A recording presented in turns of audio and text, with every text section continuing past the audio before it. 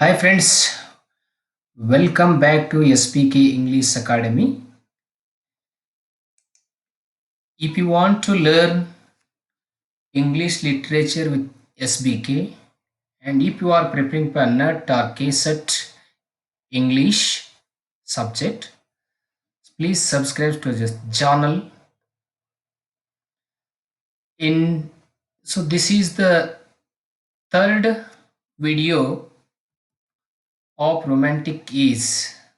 Before I made two videos about romantic characteristics of romantic gaze and romanticism and Robert Southey and Lord Byron. And this is a third video which is on the famous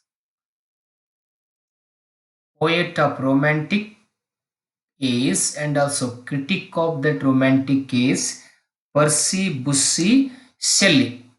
In this video, we have to study his life, literary career, works, and their brief explanation, and also his critical work, great critical work, that is Defense of Poetry, and his best ode to the West Wind, and other works in simple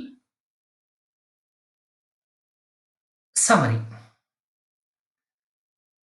So, okay, these videos are very helpful for the candidates who are preparing for English NET and KSET. So I am preparing these videos in that point of view. Percy Bussy Shelley lived between 1792 and 1822. Percy Bussy Shelley was born in 1792 at Field Palace, Broadbridge Heath near Horsham, West Sussex, England. He was the eldest son of Sir Timothy Shelley, a Whig member of Parliament. He was educated at Eton College at Oxford. He was expelled from the university for having published a pamphlet on the necessity of the atheism in 1811. See, Shelley was expelled or suspended from the college or university for he published a pamphlet on the necessity of atheist in 1811. For this reason, he was expelled from the university. So be careful about this state point. He eloped with Harriet Westbrook, a daughter of a coffee house owner whom he married at Edinburgh, but English law did not permit it because of minors. So he spent a wandering life with her.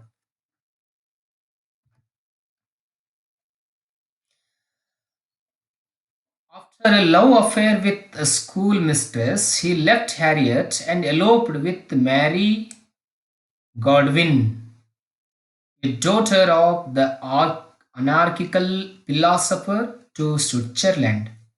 He married her after the suicide of Harriet. See, Harriet committed suicide. He was drowned in the Gulf of Speggio in July 1822 and cremated in the presence of Byron, with whom he had been living. So now we have to look at Shelley's poetical works, literary works. See, first Shelley publication was a Gothic novel, Jostrosi. It was published in 1810. I think you know the meaning of Gothic novel or Gothic praise. The novel which creates horror, terror, and frightens the audience. This is full of ghost images, supernatural elements. So that novel is called Gothic novel.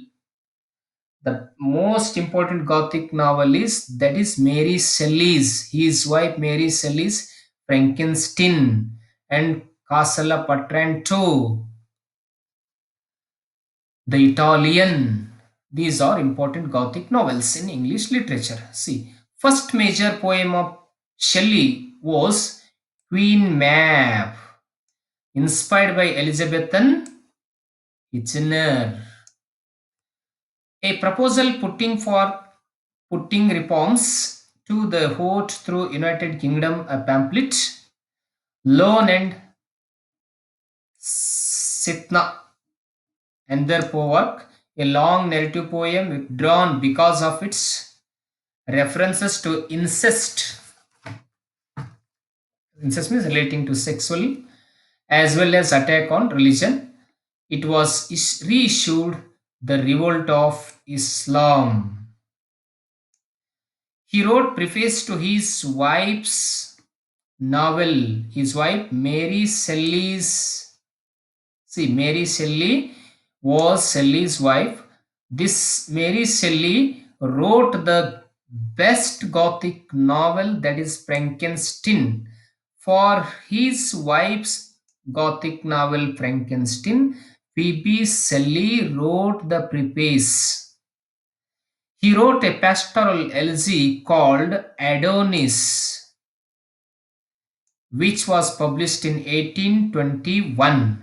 So, this Adonis elegy is written on the death of his close friend John Keats, another great poet of Romantic age.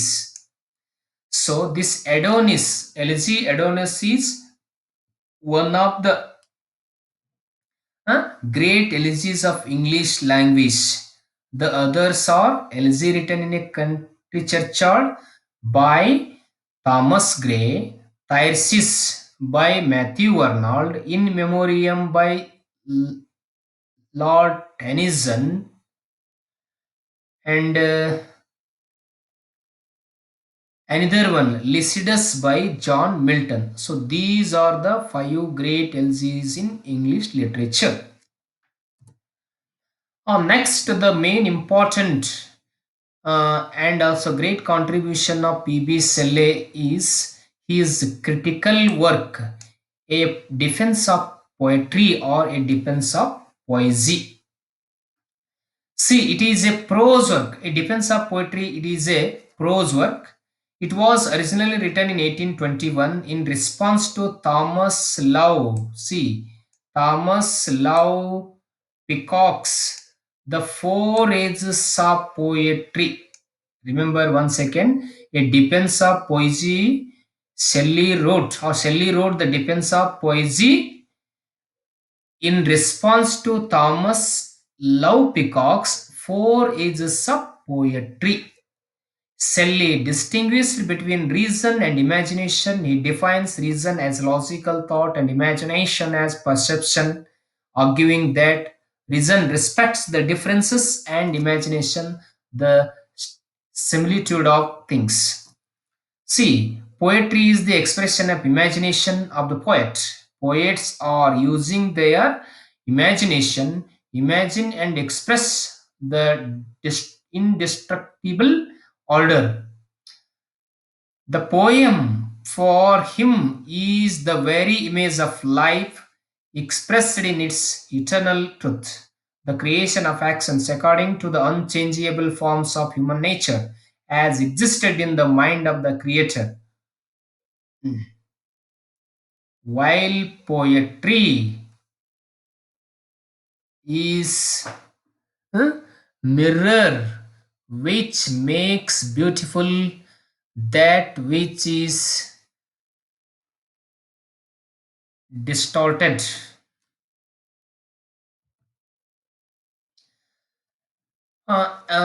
Poets for Shelley. What did Shelley said about poets? Or poets are not only the authors of language and of music, but they are the institutors of laws and the founders of the civil society. They, the unacknowledged, see, very important, they are unacknowledged of the world. Poets have the power to form. Be careful about this statement. Gerald Lucas states that Shelley believes the poetry to be divine since it provides the seed for all the humanities creators, religious institutions, polities, philosophy, and technology.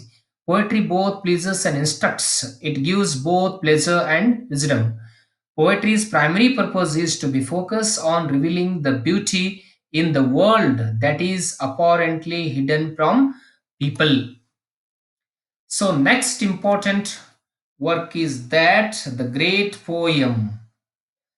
This is one of the best poems among other poems of English literature, that is Ode to the West Wind.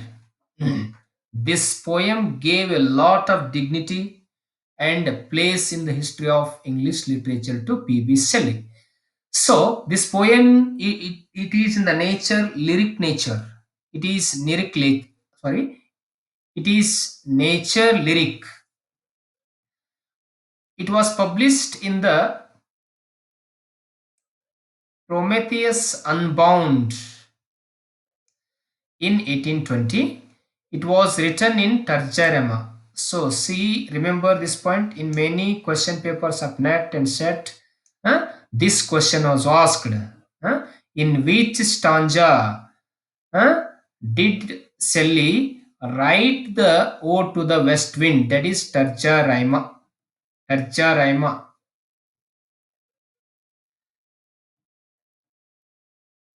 Three-lined poem. The poem is addressed to the west wind. The speaker of the poem appeals to the west wind to infuse him with a new spirit and a new power to spread his ideas. The west wind is personified both as a preserver and destroyer. See here, west wind plays uh, two roles. One is as preserver and another one as a destructor. The speaker describes the effects of the west wind on the land, air, and water. The speaker wants to be like the wind's lyre and implores the wind to blow his thoughts over the universe so that they might become seeds to cause a new birth. He wants to be an agent of change and spread his revolutionary ideas. Next important work, Alastor or the Spirit of Solitude. The Spirit of Solitude is the subtitle of Alastor, the first great poem published in 1816. It expresses endless love for wandering in search of a dream girl who is in mode of beauty. Alastor means avenger.